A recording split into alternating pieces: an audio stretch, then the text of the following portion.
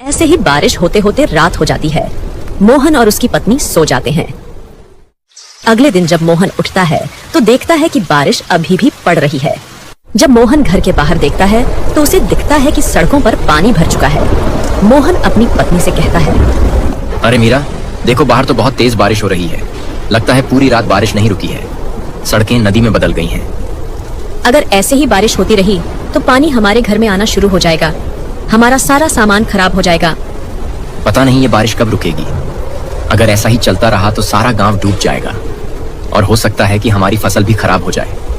मोहन ज्यादा बारिश की वजह से चिंता में आ जाता है और कहता है, मीरा, मैं बाहर जाकर देखता हूँ, शायद रामू और श्याम को खेतों के बारे में कुछ पता हो। मोहन घर से श्याम और रामू के घर की ओर निकल पड़ता है। वो दोनों भी उसे घर के बाहर ही खड़े हुए दिखते हैं। अरे भाइयों, ये बारिश तो रुकने का नाम ही नहीं ले रही है। हाँ, अगर ये बारिश ऐसे ही होती रही तो हमारे गांव में तो बाढ़ आ जाएगी। मेरे घर के आगे की सड़क तो नदी बन गई है। अगर बारिश और हुई तो पानी घर के अंदर चला जाएगा। चलो, हमें खेत पर जाकर देखना चाहिए, कहीं खेतों को कोई नुकसान ना हुआ हो। तीनों बारिश में अपने खेतों की ओर निकल पड़ते हैं। चलते चलते जहाँ तक उनकी नजर जा रही थी वहाँ तक पानी ही पानी था। जब वो खेत पर पहुँचे तो उन्होंने देखा कि फसल को अभी तक तो कोई नुकसान नहीं पहुँचा है। अच्छा हुआ भाइयों, फसल को कुछ नुकसान नहीं पहुँचा है। अगर फसल खराब हो जाती तो हम बर्बाद हो जाते। चलो, अच्छी बात है। बारिश से हम परेशान हैं, लेकिन खेतों और बगीचों को तो पानी मिल ही रहा है। इतनी बारिश से खेतों को कोई नुकसान नहीं होगा। हाँ, और हो सकता है बारिश अब रुक भी जाए। चलो अब जल्दी से घर चलते हैं। तीनों घर जाने के लिए निकल पड़ते हैं। तभी रास्ते में बारिश अचानक बड़े तूफान का रूप ले लेती है।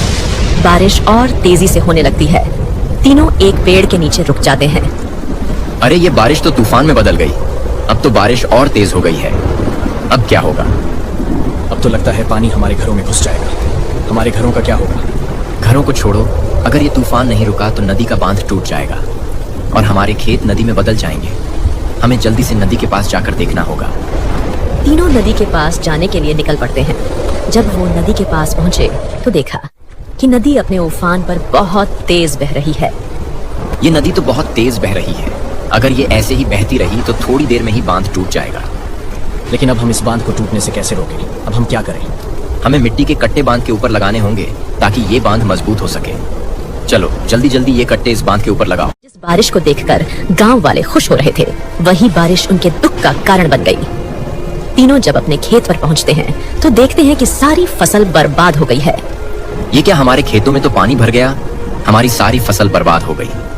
अब हम क्या करेंगे? ये फसल ही तो हमारी रोजी रोटी थी। अब हम क्या खाएंगे? फसल बेचकर ही तो हमारा गुजारा होता है। हर साल हमारे खेतों में इतनी अच्छी फसल होती है, लेकिन इस साल पता नहीं ऐसा क्यों हुआ। तीनों दुखी मन से अपने अपने घर वापस चले जाते हैं। फसल के बर्बाद हो जाने से मोहन बहुत चिंतित हो जाता है। वो अपनी पत्नी से कहता है, मीरा, हमारी इस बार की सारी फसल बर्बाद हो गई।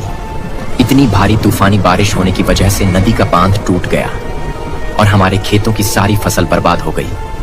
जिस बारिश को देखकर हम खुश हो रहे थे, वही बारिश हमारे ऊपर मुसीबत का तूफान बन के बरस पड़ी।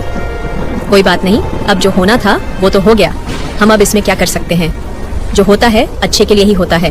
मैं, रामू और श्याम, हम तीनों मिलकर कल पैसों का कुछ न कुछ इंतजाम जरूर करेंगे। बस आज ये तूफान की रात कैसे भी करके बीत जाए। जैसे तैसे वो रात बीत जाती है। अगली सुबह तूफान भी खत्म हो जाता है। अरे मीरा, मैं रामू और श्याम के घर जा रहा हूँ। उन्हें साथ लेकर मैं पैसों का इंतजाम करने निकल जाऊंगा। मोहन, रामू और श्याम के घर की ओर निकल पड़ता है। जब मोहन उनके घर पहुंचता है तो वो दोनों उसे घर के बाहर खड़े मिलते हैं। आओ मोहन, आओ, हम तुम्हारा ही इंतजार कर रहे थे। मैं पैसों का इंतजाम करने जा रहा था तो मैंने सोचा तुम लोगों का भी काफी नुकसान हो गया है, तो तुम्हें भी साथ ले चलूं।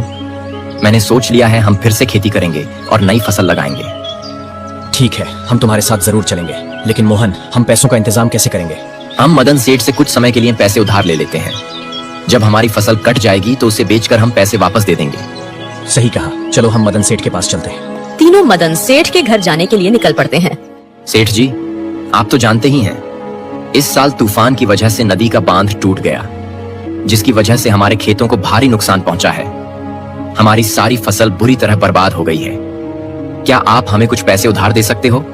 हाँ, मैं तुम्हें पैसे उधार तो दे सकता हूँ, लेकिन तुम मेरे पैसे लौटाओगे कब? जैसे ही हमारी फसल कट जाएगी हम तुरंत आपको आपके पैसे लौटा देंगे। ठीक है, मैं तुम्हें जरूर पैसे उधार दूंगा। तीनों ने पैसे लेकर अपने घर के लिए खाने का सामान और खेतों के लिए बीज खरीदे। तीनों ने अपने खेतों में बीज बोने शुरू कर दिए। कुछ समय के बाद तीनों के खेत में हरी भरी फसल लहलहाने लगी। अरे श्याम रामू, देखो कितनी अच्छी फसल हुई है। इसे बेचकर हमें अच्छा खासा मुनाफा होगा, जिससे हम मदन सेठ का उधार भी लौटा देंगे। हाँ मोहन, इस बार की फसल देखकर तो मेरा भी मन खुश हो गया। अगले दिन तीनों की फसल कट जाती है। तीनों बहुत खुश होते हैं।